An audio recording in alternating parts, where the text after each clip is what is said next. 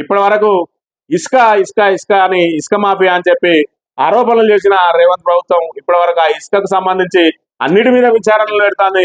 మరి ఆ ఇసుక మీద ఎందుకు విచారణ పెడతలేదు? మంత్రి విషయానికి వస్తే మంత్రిలో పుట్టమదే మొత్తం ఇసుక దందా చేసిందని చెప్పి ఇప్పుడున్న మినిస్టర్ అనేక ఆరోపణలు చేసిన విషయాన్ని మనం గమనించవచ్చు. మరి ఇప్పుడు చూసుకుంటే మంతనిలో అప్పుడు కేవలం రీచ్ల ద్వారా మాత్రమే పోయేది. ఆ పొయ్యే లారీలన్నీ కూడా పుట్టమది అని చెప్పి ఆరోపణ చేసిండు. ఆయన వచ్చినాక 100 రోజులు దాటినా ఇప్పటి వరకు పుట్టమదికి సంబంధించిన ఒక్క లారీకి సంబంధించిన ఆధారం కూడా బయట పెట్టలేదు.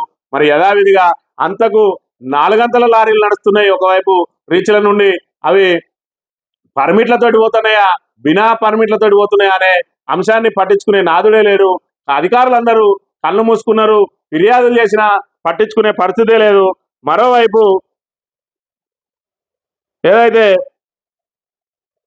మంతనికి సంబంధించి